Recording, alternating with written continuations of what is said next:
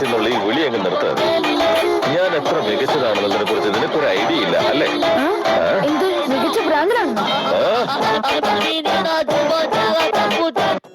ഞാൻ ജയിച്ചു. എന്റെ ജീവൻ എന്നോട് കടപ്പെട്ടിരിക്കുന്നു. പക്ഷേ ഞാൻ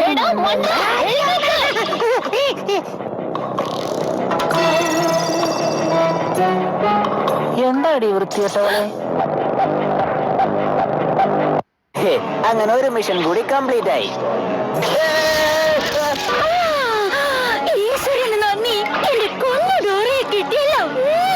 നിനക്കെന്തേലും പറ്റിയിരിക്കുമെന്ന് ഞാൻ പേടിച്ചു. ഇതുപോലൊരു ചാക്കുകെട്ടാണ് അവന്റെ യജമാനത്തിയെങ്കിൽ അവൻ ഓടിയതിൽ ഒരു അത്ഭുതവും ഇല്ല. കൊള്ളാം. പക്ഷെ നിനക്ക് പേടി കുറച്ച് കൂടുതലല്ലേ? ഇതേ നിന്റെ മുഖത്തുള്ള ജാട കളയുന്നത് നല്ല കേട്ടോ. എന്താ പറഞ്ഞേ? അല്ല, ഇങ്ങനെ നടന്ന ഒരാഴ്ച ആവുന്നാ ഞാൻ പറഞ്ഞത്. നിന്നെ ഇവിടെ കണ്ടതിൽ എനിക്കൊരു ഞെട്ടലുണ്ടായിരുന്നു.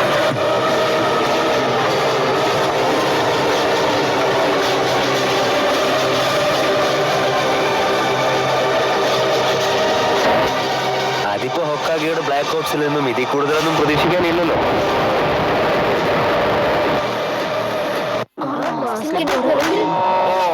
മറ്റൊരു മാസം ഞാൻ ശക്തനാണെന്ന് നീ കരുതുന്നുണ്ടാവും. പക്ഷെ ഞാൻ എപ്പോഴും എന്തും കൊളവെക്കാറേ ഉള്ളൂ. ശക്തനാണെന്ന് ഞാൻ കാണിക്കും, കാരണം എനിക്ക് പേടിയാ. എന്നാൽ അതിന്റെയൊക്കെ പുറകിൽ ഞാനൊരു വലിയ പൂജ്യമാണെന്ന് എനിക്ക് തോന്നുന്നു. അല്ലാതെ ശരിയല്ല. നീ എല്ലാ കാര്യങ്ങളും കൊളമാക്കിയപ്പോഴും അത് ഞാൻ എങ്ങനെയാ പറയാ? നീ ഒരു അഭിമാനിയായ പരാജയമാണ്. അമിത ആത്മവിശ്വാസം വേണ്ട. കാത്തിരുന്നു. ഞങ്ങൾ നിങ്ങൾ എന്താ ചെയ്യാൻ പോകുന്നതെന്ന് കണ്ടോ. അത്ര കഠിനമായി ഞങ്ങൾ പരിശീലിച്ചിട്ടുണ്ട്. ഞങ്ങളൊക്കെ പിന്നെ എന്ത് ചെയ്തെന്ന് കരുതിയേ? ഒത്തിരുന്ന് പൂവെടുക്കായിരുന്നു വിചാരിച്ചോ? അയ്യോ, ഞാൻ പട്ടിക്കാട്ടത്തെ ചവിട്ടി. നാലാമത്തെ ഹൊക്കാഗെ നിനക്ക് ആകെയുള്ള സാമ്യം നിന്റെ ഈ തലയും അതിലുള്ള വെളുത്ത മുടിയുമാണ്. മനസ്സിലായോ? എന്താ പറഞ്ഞേ? എടോ, വയസ്സും ഭ്രാന്ത. ഇവ നിന്റെ കൂടെ ഉള്ളതാണോ? നീ കളിയാക്കരുത്. ഞാൻ ഇവന്റെ കൂടെ ഒന്നും ഇല്ല കേട്ടോ. ഞാൻ ആരുടെ കൂടെ ഇല്ല. നമുക്കിവിടെ ഒത്തുകൂടാനേ. ഓണതടിയാ, വേറെ പണിയില്ല.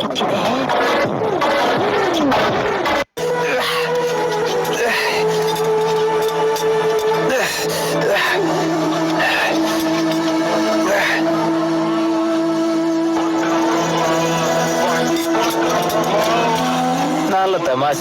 നീ ഭയങ്കര വീക്കാണല്ലോ. അത്രയും കാര്യമില്ല. ഞാൻ പറയാൻ ഉദ്ദേശിച്ചത് മറ്റൊന്നുമല്ല. ധൃതിയും അശ്രദ്ധയും തമ്മിൽ ഒരുപാട് വ്യത്യാസങ്ങളുണ്ട്. ശരിയാണ്, ഞാനത്